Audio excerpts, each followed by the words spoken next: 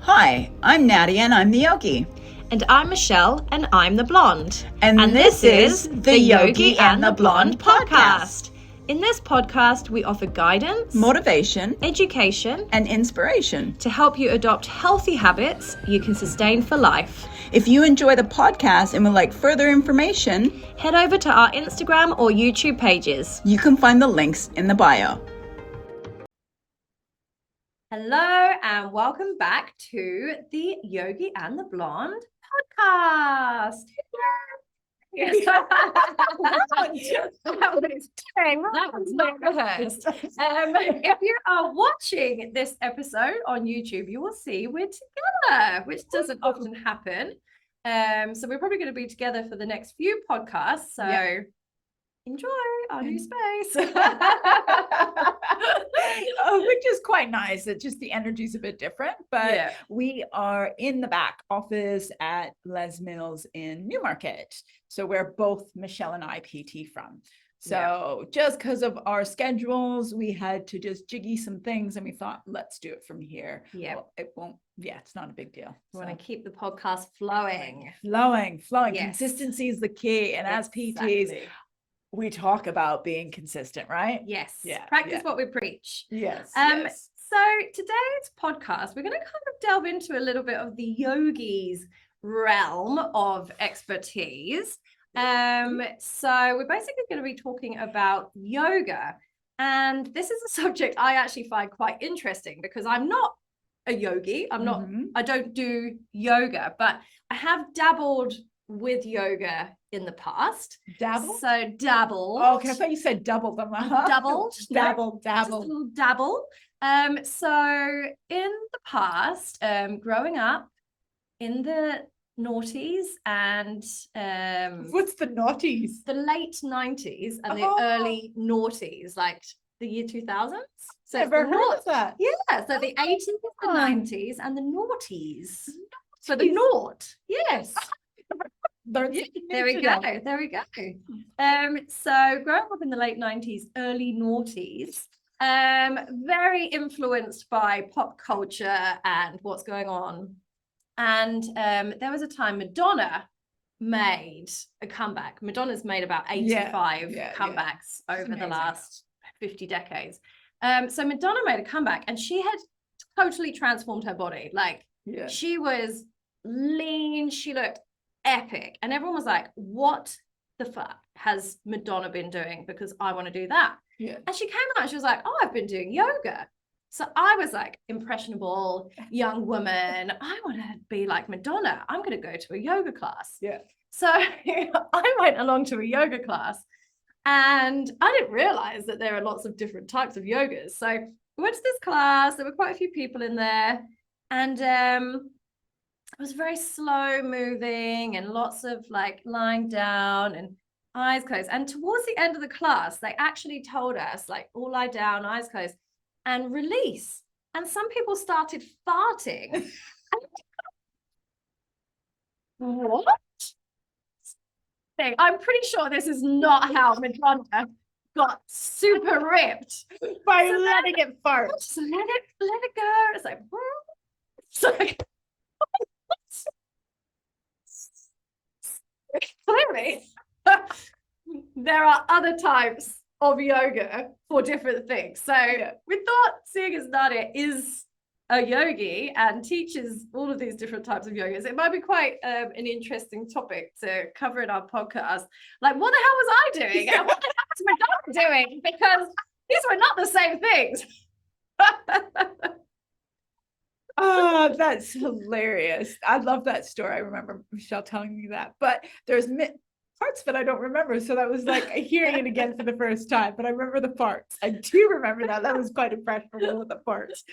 So that's fascinating, but we do hold tension, right? So it's like your core, sometimes we like tense the body, and that's probably what they were trying to say, is just let go, relax. And when people do that, it comes up, because some people really relaxed. Well, I've had people snore in a class. when in Shavasana, they like completely relaxed and they like start snoring. I'll tell you that story. I've had where what I call rocking and rolling. You're in a little ball and you're hugging your knees, chin into chest, and you're rocking up and down the spine.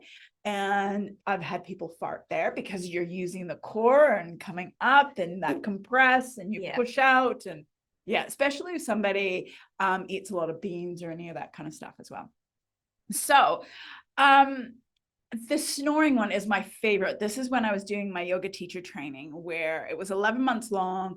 We were in the studio 6 days a week. It was Ashtanga is what my base foundation is, Ashtanga yoga.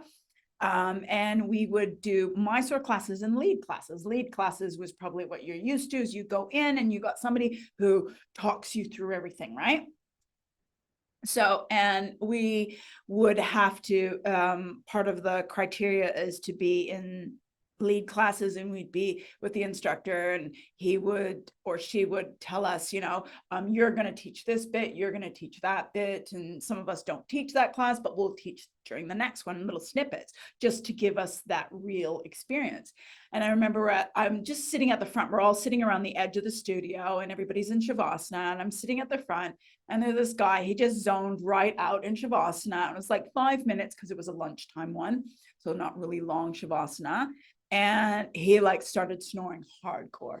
And you just go with it because that's his thing, right? Hang on, what's Shavasana? Shavasana, nice, good question. Shavasana is at the end. It's called corpse pose. When you lie on your back, arms along the side of the body, legs relaxed, closing, and you just stay still. And you let the body relax. You disengage everything and you just rest. Because when you think about, for like example, Ashtanga can be quite of an intense practice. And you want to make sure that you have rest and stop. It's just like when you're working out, you've got your rest periods, right? And you want that rest period because of the fact that you need your body to recuperate. With yoga, it's the same thing. Right. So you finish with that. Yeah, you finish with it. So it's right at the end. And he had a nice little nap. Yeah, some people just fall asleep right away because sometimes depending what kind of yoga you're doing, you might be so intense that it's like at the end you're just like, oh, and you release that stress because you've been stretching it out and doing breathing, and it depends what you're doing and what class it is and stuff. So yeah, makes sense. So you mentioned Ashtanga being quite intense. Yeah. So obviously there are different intensity levels. What do you think I was doing? If it was I have no idea. Did you do many standing poses, or were you mostly on the floor? Do you remember? I can't remember. I think we were mostly floor based. Okay. I'm wondering if it was a yin class. Right. That's quite popular. So yin is all floor based yoga, floor base. So what I mean by that is like seated poses, and you are holding them for a period of time. So you're holding them for anywhere from 2 minutes, and traditionally with yin, it's up to 20 minutes. The same position for 20 minutes? Because what it does, it gets you ready to the body and the hips ready to sit for meditation. Right. Because meditation is me for like an hour or so, right? Yeah. But not everybody can handle that. So you wouldn't start right at an hour when you first start meditating. You would start at like 5 minutes or 2 minutes or 1 minute just to start into it. It's the same thing as working out. You don't give somebody 20 kg dumbbells while they're doing curls when they've never done it before, right? It's the same thing.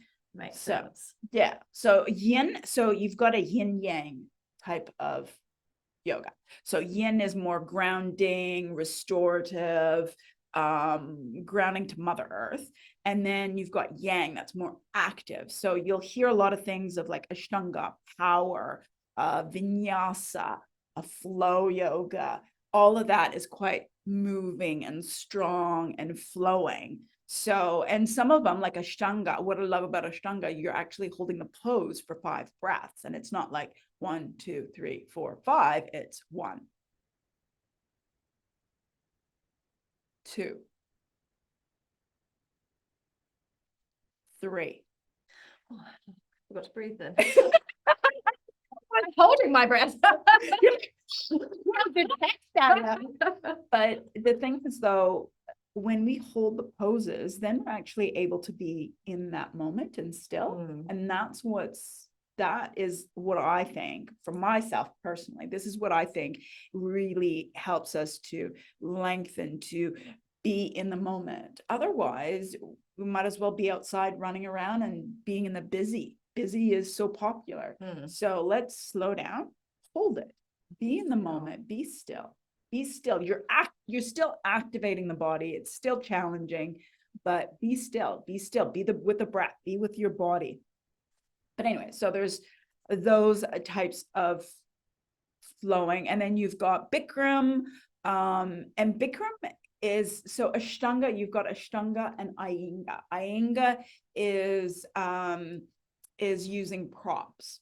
Okay, so you got like bolsters or like big round things you might have seen, right? Yeah, yoga blocks, the straps, and they'll even go into with Iyengar is like chairs, like old school Iyengar is like using chairs and like these wooden kind of contraptions where you can like do back bends over, and there's all kinds of stuff. I think I've seen like a circular. Yeah, you'll see the yoga wheel, but it's not the yoga wheel for that. Right. It's more wooden, like solid wood stuff is old school, right? And they'll even have like on the walls, like not like anchors on the walls with ropes where you can go upside down using the ropes and holding. Because so my teaching is Ashtanga yoga is my base, but my teachers are also Iyengar Hatha teachers.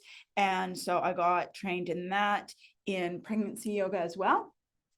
So so I got a bit of a feel and all that. But I teach yin, I teach restorative, I teach Iyengar yoga nidra, which I'll explain all of those.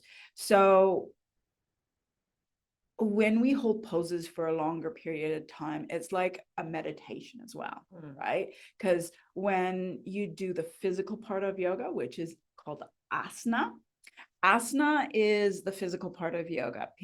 That's when you're doing the movement, you're doing your sun salutes. A lot of people know about sun salutes,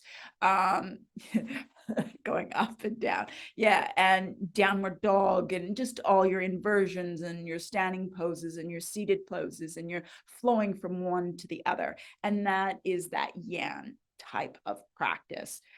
Yin is the grounding. So there is a yoga style called yin yoga, and that is all floor. And again, using props like blocks, bolsters, cushions, blankets, and stuff. If you're not super flexible. Yeah, and that's the thing. A lot of people don't realize that using props is also very helpful. So I encourage people who struggle to use props and learn how to use props.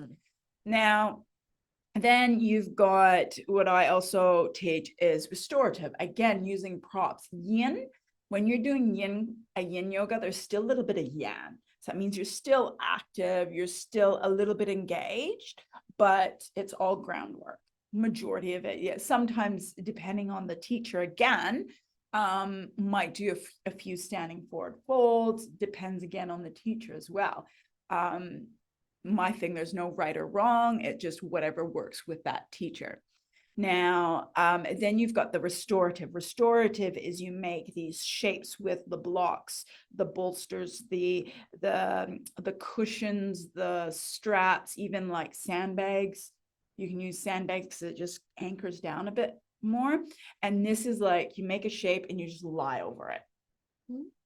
Either on your back, on your stomach, on your side, and there's no action. And you're there for a good 10 minutes and you just relax and be in that pose. And that's very grounding, very, very grounding. So if you are a very busy person, A-type personality, always on the go, go, go, and don't know how to relax, I would suggest yin, restorative, and yoga nidra. So I remember one of the other PTs talking about yoga nidra, and saying that it really helped him to fall asleep. So is that like a bedtime thing, or was he just very tired and he found it relaxed him so that he fell asleep?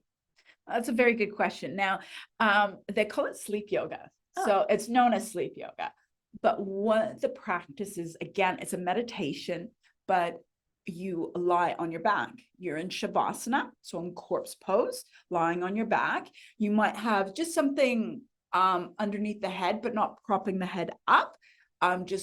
For comfort, you'll have blanket over you. You might have something underneath the knees. You might even have like an eye pillow. So that's rather than an eye mask, a pillow will have like barley or something like that in it. So weighted. So it's weighted onto your eyes. So then you actually, it helps to deepen, kind of fall a bit deeper when you go through this. Now, a yoga nidra, the teacher will be talking through the whole thing. Right. Okay. So when you go to the other classes, they'll talk to you, but there'll be lots of moments of like quietness for you to just be in that moment, do the adjustments because they cue you, right? They'll cue you how to adjust your foot and your arm and this and that. So, yeah, so they'll do that. But now, with Yoga Nidra, they talk you through a story. So think of like it's a guided meditation. So the body is complete and utterly relaxed, but you're focused on the teacher's voice. So they'll start first to get you comfortable, breathing. They'll go through a bit of breath work, and then they'll start on, depending on what the theme is, they will do a body scan. So, and then you're just going to be focusing. They'll say, take your awareness to the shoulder, feel the shoulder, be in the shoulder, take your awareness to that left elbow, be in the, and just going on. And then depending again on the length of the yoga nidra, then they'll add more to it. They'll tell you to see colors, or they might take you on a story and on a little adventure, seeing you walking through a park and this and down some stairs and all this stuff. And you can just go really deep, really, really deep on that. I think you should give that a try sometime. Or I should maybe what I can guide you through something like that. Okay, maybe I'm challenging Michelle to let me guide her. I'm putting this on the podcast so that she is aware. Not right now. I am challenging Michelle on sometime maybe we can do a recorded Zoom of me taking her through a yoga nidra, or we can just do it privately, and then Michelle can tell us her experience, just like the breath work that she done a while back with me. Okay. I'll do it. Yeah. Do it. Okay, cool. That's Thanks. a plan. That's a plan. Now, where were we? Okay, we're talking about yoga nidra. That's where we were. Yeah, sorry, I keep interrupting. No. This is good. This is good. We need the two-way thing. Now, yeah, so you've got those, you got the restorative, you got the yin, and then the yoga nidra. There's other things like out there like shadow yoga and various types of yoga. But when you think about the heart of it, it's some different yoga genres will have slightly different names for the same pose. Right. But it's all in the same. It's about just finding what works for you. Okay. You mentioned Bikram, and I have also tried Bikram again when I was living in London. Yeah. And if you remember from previous podcasts, I used to live a very party girl lifestyle. And I remember going to a Bikram yoga class because this is where it's in practically a sauna, right? And I remember doing a class and I almost passed out because I was so hungover. So I had been heavily drinking like the night or day before. So I was probably really dehydrated. And then I nearly floored it in this class because it was just so hot and I was just, clearly not in the right. So then I just stopped going. That kind of correlated at that time with my party lifestyle. It did the clash because of the toxins, right? Because you're dehydrated from all the drinking and stuff that you're aware of. But I think I enjoyed it until that I did it. That experience. That makes sense. And that's the other thing. Thank you for bringing that up. Like you'll hear about hot yoga as well. And I find like my experience with I struggle with hot yoga. Like I struggle with that heat. And so it's got so much hair. My friend used to do it and she would have her hair down. And I was like, oh my God, it's so hot in here. Like, and I used to have long hair, but I had to have it all off my hair, not have a single hair touching my skin because it was just so hot and sweaty. Like you have to I know, say your wild hair. Like no wonder you don't like it. No, even having my hair up, Yeah. I just but it's a good challenge. But Mm. what I'm going to say is, it's one experience that I had. I went and met with a friend who loves going to hot yoga, and I said, yeah, I'll give it a go another time. And I got my cycle, and I had the worst cramps ever. And I was almost to bail out because I was like, no, this is not good. And I just thought, no, I can't bail out. So I went, but as soon as I walked through the door, the cramps were gone.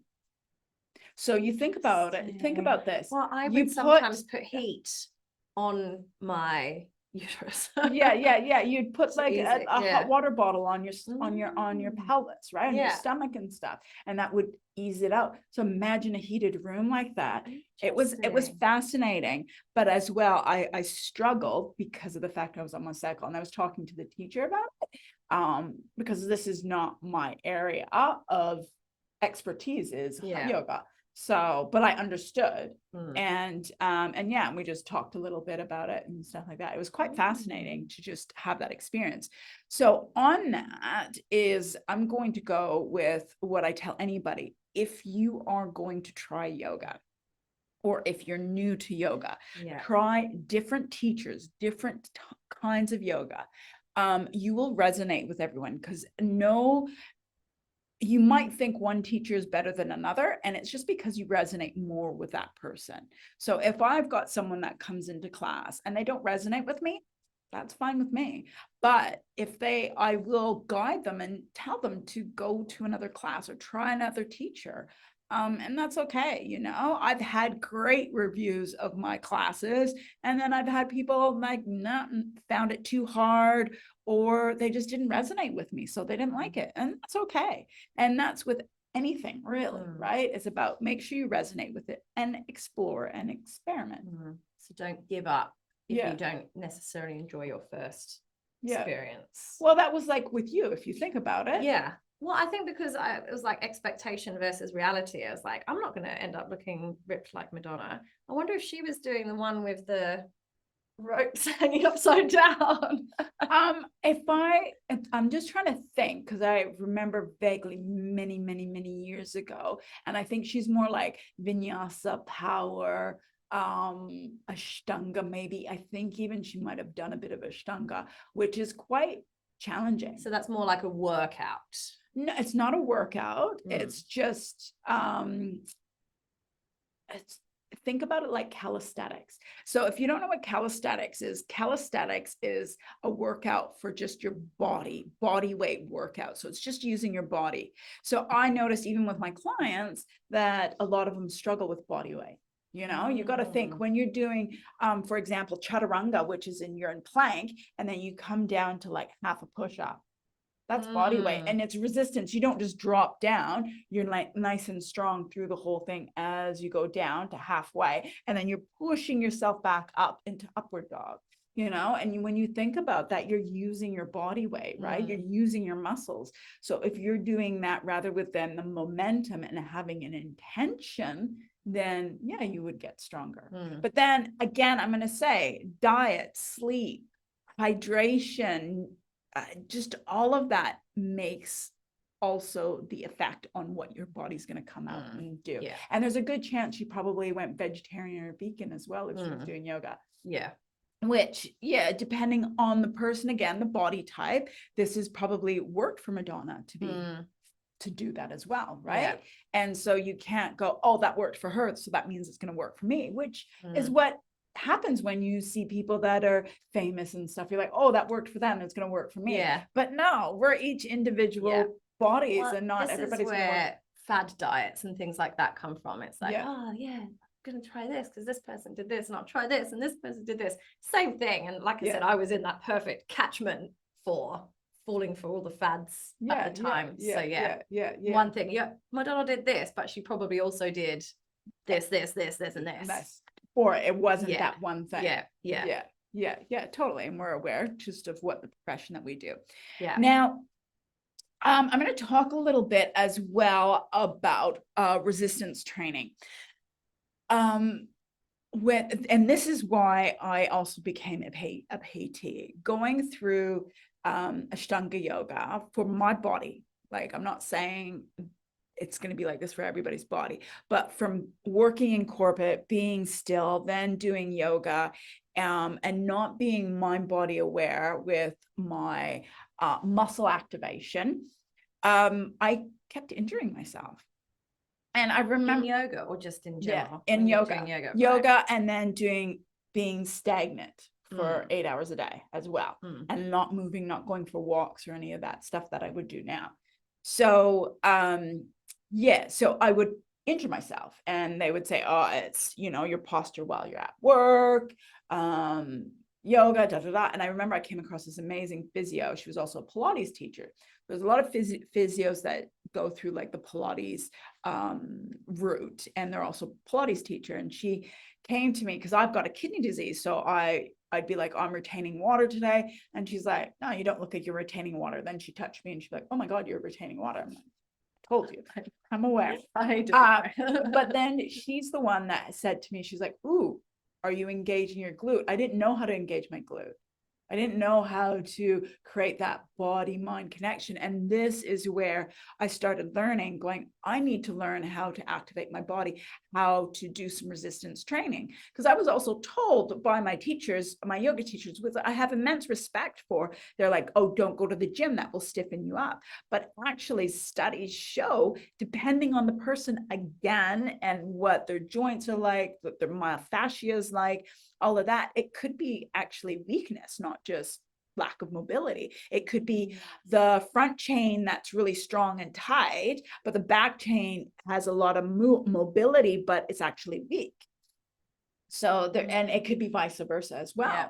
So resistance training is important. And I know just talking to other fellow yoga teachers, my mentor is also a yoga teacher and a meditation teacher, but she's also a personal trainer. And she says, a lot of yogis, they'll start coming to her and going, can you build me a program so I can create some more strength? Because I find when we do more strength, then we get more mobile as well, because you create more balance, because we all have imbalances. So as resistance training is important. And there's different types of resistance training if you're scared to bulk up, but to bulk up, again, if you've got high testosterone, you're eating a lot of food to create that bulking up. Now, if you're not eating a lot of food, then you probably won't bulk up. I actually had this exact conversation with one of my clients this morning. She asked me, am I going to get really muscly? Because we've just started resistance training with weights. And I was like, no, because it takes so long for a woman to gain muscle, especially for a woman that's almost 40. Like, we're in a position where our hormone levels are declining. It's even harder. I said, I've been trying to grow muscle for like 6 years and it's slow. It's like, don't worry, lift those weights with intention. You are not going to get big and bulky. So many people are scared of that still. But the answer is no. no. And sadly. But you'll become stronger. You will. You'll become stronger, for example. And that's more important. That's more important. It's about how we feel rather than how we look. For example, for myself, I've started perimenopause. Michelle's aware of this. I put on a little bit of weight, but there's another story behind that as well to that. But like on the weekend, my flatmate was like, oh, she's like, Nadia, can you help? She got this, she bought a wardrobe and it's in a flat pack, and her mate, a male friend, had helped her to get it. And she's like, oh, we need help to bring it up the stairs. Okay, yeah, I'll come down, I'll help. And he's like, okay, I'll grab it on this end, you girls grab it on that end. And I pick it up and I'm like, move away. I can do this on my own. Get out of my way. But she's an older lady in her 60s. And to be honest, it made me go, I don't want to be in that position where I can't lift 40 kgs. Yeah. And that this whole thing is about 40 kgs. So that's two of us lifting that. So let's say it's even 20, 25 kgs. I'd be a bit worried if I can't lift that, right? Yeah. So I'm like, I lift it up and she's like, oh my God, you're strong. And then I was outside, I was doing some recordings for some reels and stuff. And she's just loves her plants and has all these trees and stuff. And it's a big plastic container with this specific tree. Like a planter. Yeah. But it's plastic. So it's not heavy like the ceramic ones. And then the big tree well, not big tree, but it's a tree, a plant. It's quite tall, taller than you and I. And she's like, oh, she's like, I think I might move this over there. There's not enough sun over here. It needs sun. It needs to go there. And she's like, she's moving it around. She's like, oh, maybe I'll go get Curtis and get him to help me. I'm like, oh, I can help you. And she goes, oh, I'll go get Curtis to help you and stuff. And I go over there. I'm like, no, I got it. And I walk up. It was just big and awkward. And I had to go up some stairs. So she was like moving things out of my way. Yeah. Otherwise she's like, oh, wow, you're strong. But to me, I thought that was quite basic. Like, I was like, wow, we should be able to do that stuff at that age. Yeah. And it's making me think, I may not look it, like you take my clothes off, I've got a bit, a muffin top and all that, but I'm strong. So it's not always about how you look. So think about that. Strength will help with that. Going a bit on a tangent tangent there, but strength is good for everything, not just yoga. Including yoga. Well, including yoga. Yeah. It helps with everything. So so there's different types of resistance training. So talk to your PT, or talk to Michelle and I. Just send us a message if you've got any questions, and we can help you out. Questions. We love questions for the podcast as well. Yeah. So that's pretty much that in a nutshell, isn't it? Yeah, perfect. So if you have any questions or comments, would you like to subscribe or share it on social media? We're trying to spread the word. See, we even got our hoods on again. We've got, we're trying to spread the word. The merch. Yeah. So please get in touch and keep listening, and we'll keep recording podcasts. Yeah. Podcasts. And we will see you in the next one. Now, don't forget to comment, like, share below, above, wherever you're looking. And we will see you guys next time. Ciao.